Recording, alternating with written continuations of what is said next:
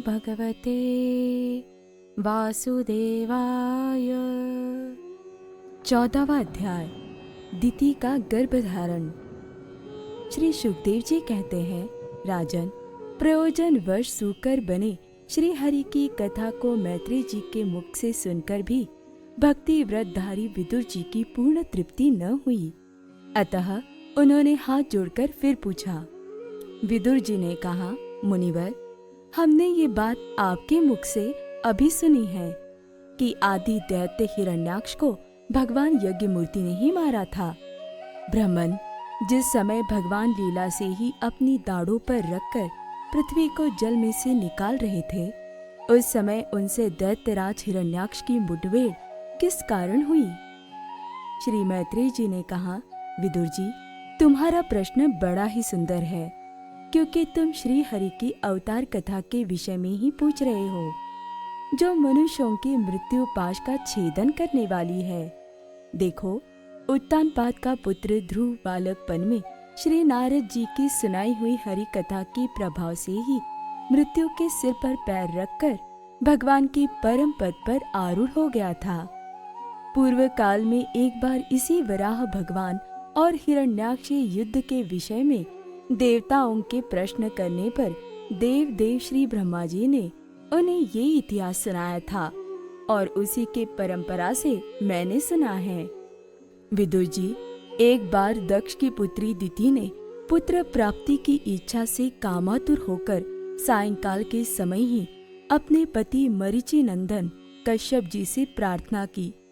उस समय कश्यप जी खीर की आहतियों द्वारा अग्नि जीव भगवान यज्ञपति की आराधना कर सूर्यास्त का समय जान अग्निशाला में ध्यानस्थ होकर बैठे थे।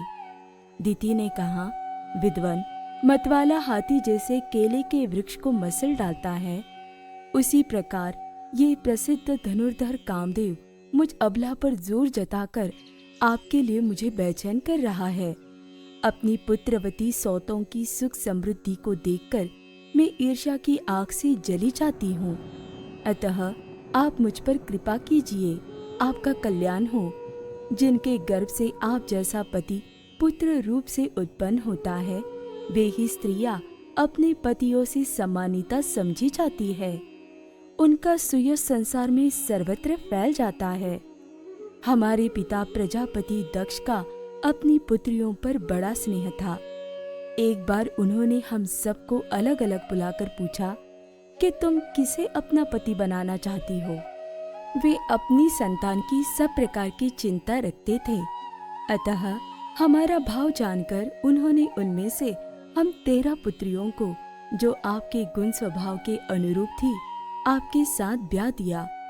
अतः मंगल मूर्ति कमल नयन, आप मेरी इच्छा पूर्ण कीजिए, क्योंकि ये महत्तम आप जैसे महापुरुषों के प्यास दीन जनों का आना निष्फल नहीं होता। विदुर जी, दिति कामदेव के वेग से अत्यंत बेचैन और बेबस हो रही थी। उसने इसी प्रकार बहुत सी बातें बनाते हुए दीन होकर कश्यप जी से प्रार्थना की। तब उन्होंने उसे सुमधुर वाणी से समझाते हुए कहा, भीरू, तुम्हारी इच्छा के अनुसार मैं अभी अभी तुम्हारा प्रिय अवश्य करूंगा। भला जिसके द्वारा अर्थ, धर्म और काम तीनों की सिद्धि होती है, अपनी ऐसी पत्नी की कामना कौन पूर्ण नहीं करेगा? जिस प्रकार जहाज पर चढ़कर मनुष्य महासागर को पार कर लेता है, उसी प्रकार गृहस्थाश्रमी दूसरे आश्रमों को आश्रय देता हुआ अपने आश्रम द्वारा स्वयं भी दुख समुद्र के पार हो जाता है। मानिनी, स्त्री को तो त्रिविध पुरुषार्थ की कामना वाले पुरुष का आधा अंग कहा गया है। उस पर अपनी गृहस्थी का भार डालकर पुरुष निश्चिंत होकर विचरता है। इंद्रिय रूप शत्रु अन्य आश्रम वालों के लिए अत्यंत दुर्जय है, किंतु जिस प्रकार किले का स्वामी सुगमता से ही लूटने वाले शत्रुओं को अपने अधीन कर लेता है, उसी प्रकार हम अपनी विवाहिता पत्नी का आश्रय लेकर इन इंद्रिय रूप शत्रुओं को सहज में ही जीत लेते हैं। ग्रहेश्वरी, तुम जैसे भार्या के उपकारों का बदला तो हम अथवा और कोई भी गुणग्राही पुरुष अपनी सारी उम्र में अथवा जन्म जन्मांतर में भी पूर्ण रूप से नहीं चुका सकते, तो भी तुम्हारी इस संतान प्राप्ति की इच्छा को मैं यथाशक्ति अवश्य पूर्ण करूंगा। परंतु अभी तुम एक मुहूर्त ठहरो, जिससे लोग मेरी निंदा न करें। ये अत्यंत घोर समय राक्षसादि घोर जीवों का है और देखने में भी बड़ा भयानक है। इसमें भगवान भूतनाथ के गण भूत प्रेत आदि घुमा करते हैं। साध्वी, इस संध्या काल में भूत भावन भूतपति भगवान शंकर अपने गण भूत प्रेत आदि को साथ लिए बैल पर चढ़कर विचरा करते हैं, जिनका जटाजूट श्मशान भूमि से उठे हुए बवंडर की धूलि से धूसरित होकर दैदीप्यमान हो रहा है, तथा जिनकी स्वर्ण कांतिमय गौर शरीर में भस्म लगी हुई है। वे तुम्हारे देवर महादेव जी अपने सूर्य, चंद्रमा और अग्नि रूप 3 नेत्रों से सभी को देखते रहते हैं। संसार में उनका कोई अपना या पराया नहीं है, न कोई अधिक आदरणीय और न निंदनीय ही है। हम लोग तो अनेक प्रकार के व्रतों का पालन करके उनकी माया को ही ग्रहण करना चाहते हैं, जिसे उन्होंने भोग कर लात मार दी है। विवेकी पुरुष अविद्या के आवरण को हटाने की इच्छा से उनके निर्मल चरित्र का गान किया करते हैं। उनसे बढ़कर तो क्या, उनके समान भी कोई नहीं है और उन तक केवल सत्पुरुषों की ही पहुंच है। ये सब होने पर भी वे स्वयं पिशाचों का सा आचरण करते हैं। ये नर शरीर कुत्तों का भोजन है। जो अविवेकी पुरुष आत्मा मानकर वस्त्र, आभूषण, माला और चंदन आदि से इसी को सजाते सवारते हैं, वे अभागे ही आत्मा राम भगवान शंकर के आचरण पर हंसते हैं। हम लोग तो क्या, ब्रह्मादि लोकपाल भी उन्हीं की बांधी हुई धर्म मर्यादा का पालन करते हैं। वे ही इस विश्व के अधिष्ठान हैं तथा ये माया भी उन्हीं की आज्ञा का अनुसरण करने वाली है।